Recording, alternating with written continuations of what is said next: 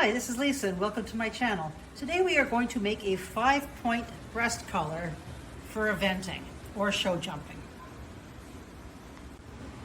This was specifically designed to be used with this cross-country saddle that we did in a previous video, but you can also use this in any jumper saddle. Now here I have some jump rings. I have a JR7, which is around an 8mm outside diameter, and I have some 6mm ones. I also have some 4mm ones, and I'm going to start with one 4mm one. Now I'm going to take one of these small 4mm rings and a Rio Rondo hook and thread it on to the small ring and close the ring. For my lace, I'm using this Kangaroo from Danecraft, and I order that pre-skived, and you can ask them when you talk to them to make it pre-skived, good for model horse tack. I've threaded this little one onto a piece of 3mm lace, and I'm just going to glue this on and then clip it to dry.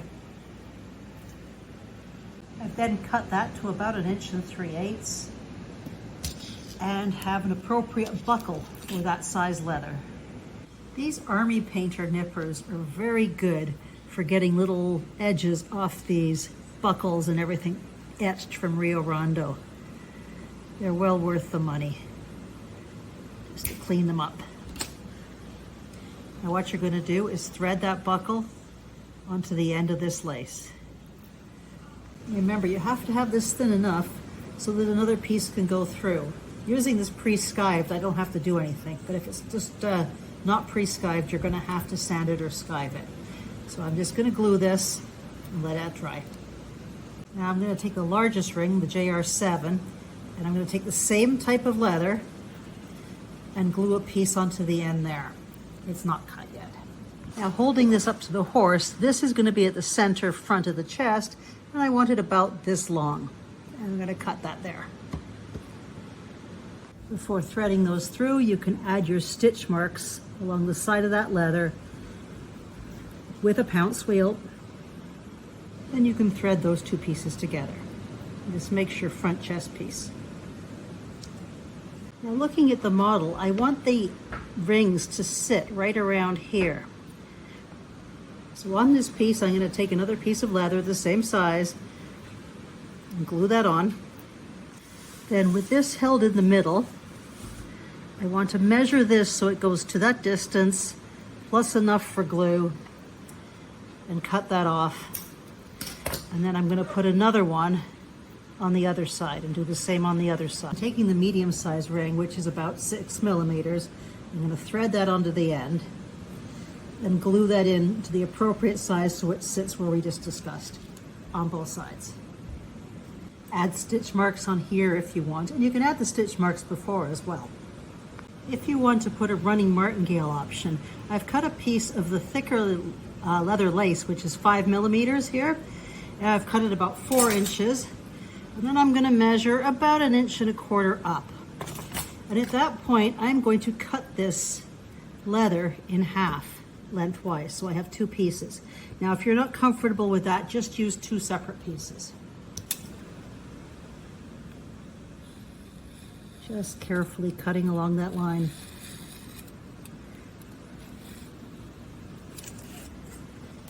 Apply any stitch markings to this piece if you want, and take the thicker end, opening this up so I have it the Y. This is the part that goes through to between the legs, my right and left side, and then I'm going to put the running martingale piece through this ring. Now we only want about 1/2 inch of this thick stuff sticking up before it splits. I'm going to fold that, trim off any extra, and glue that down. Now, just to make sure I get them right, I'm not going to apply the jump rings until I'm able to put this on, so I get them in the right place. You'll find the link to this pattern, which is free, down below in the description. And what we're going to do is cut these 3 pieces out of a thin leather. Now, there is no right or left side to these. I just thought it would be easier to make 2 for you. Now, once you've got that on there, mark with a pin the ends of these lines here, and we're going to cut these out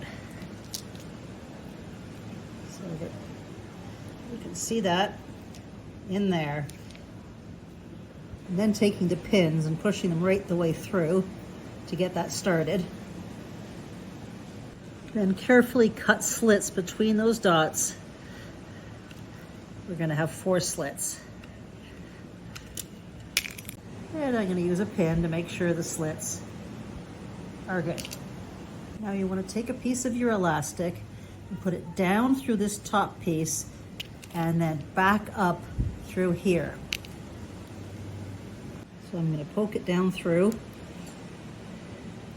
and then grab it on the other side with a pair of tweezers. For mine, I used white elastic and dyed it, as I'll discuss. However, you can purchase all sorts of colors of this elastic, and I will put a link below on where you can find that. If I had it, I would have done mine in purple. To use the elastic, I put about a 9-inch piece of elastic, 1/8 inch elastic, into some tea for about 10 minutes, and then brought it out and let it dry. So I've got the first part done here, and I'm going to take one of these rings from the side and put it through. So here it is right here. Just zoom out. So we have the side pieces, the martingale, and there that is right there. I'm going to pull a little more out so I have some to work with. And then I'm going to put it down and up onto this side so it comes through like that. Here I have a piece of 2.5 millimeter or thinner leather, a bit thinner than this. And I'm going to put a point on one end of this.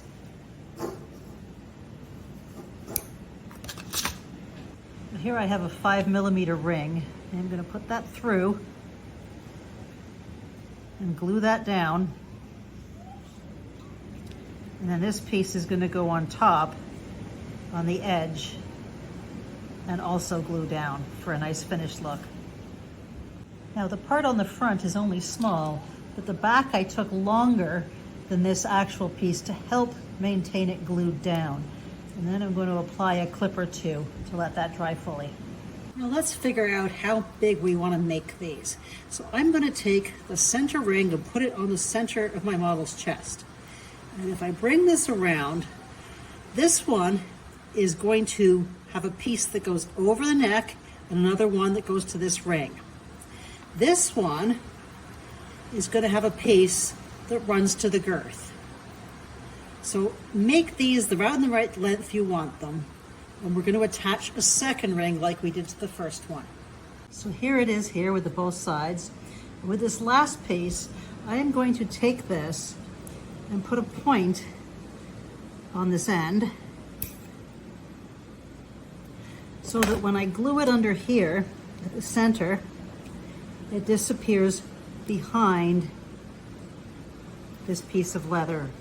I'm just going to glue it on at the bottom here. To do that, it's probably best just to apply the glue to this bottom piece of the actual breastplate and then attach it like that. We're going to take a piece of the 3 mil and we're going to thread it through the top piece and glue it down. Now you can make this piece adjustable by putting a buckle, or you can make it just to fit one size. I'm going to put mine as one size. For now, I've just cut that a few inches long, and I'm going to leave that to the final time I'm putting it together. So before I do the next step, I'm going to put this top piece through so that it forms the top, but I am not going to glue it. I will wait for assembly for that. This is what it looks like now. We have these bottom ones with nothing on it, and the top one has the piece that goes over the neck. For the part that hooks into the top of the saddle here, I have the thinner leather, the 2.5 mils, and 2 little hooks. And I'm going to take 2 pieces of thin leather and thread them and glue them through the hooks. On a real piece, this would be folded over, doubled over, and fully adjustable. However, I find that way too clunky on our scale. So what I'm going to do is make this non-adjustable. Again, you can make it fully adjustable. What you need to do is, with this piece facing up, you want to push this through this top ring. So we have the piece that goes over the neck, the elastic, and then the piece with the hook right through here.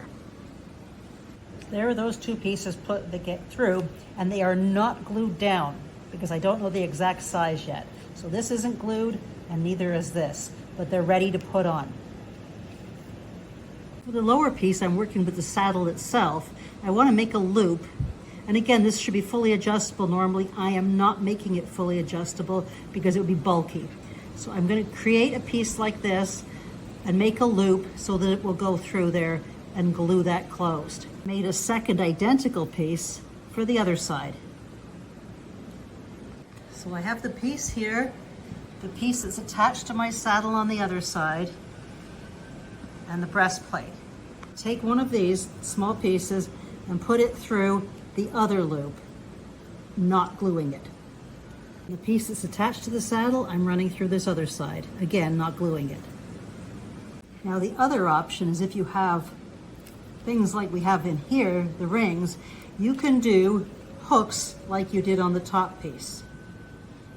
If you want to put padding behind here or here, you can take a little piece of microfiche like I've been using in the last few videos, use the pattern and cut it just a little bit bigger, and then glue it on behind the piece, like that.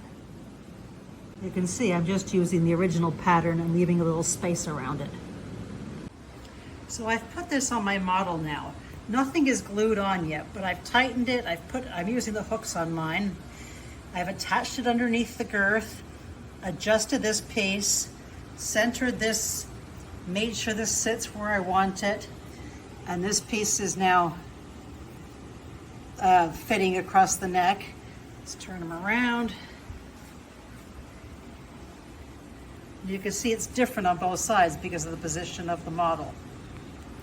Now, if you can just mark those by bending it, and you can now glue those into place. Again, you want to make that adjustable, that's up to you. You can put buckles as you need them. Before you take it off and start gluing, what we're going to do is get a ring, and I'm using a 6mm, so it's easy enough to run the reins through. And you want that to be adjusted so that it reaches up around the horse's jaw. So when it's on the reins, there's some give. And you're going to attach both of those on as well. Now I actually glued that while it was still on him. And here we go, both sides. And we are done. I really hope you enjoyed this video. Please check out these other ones here.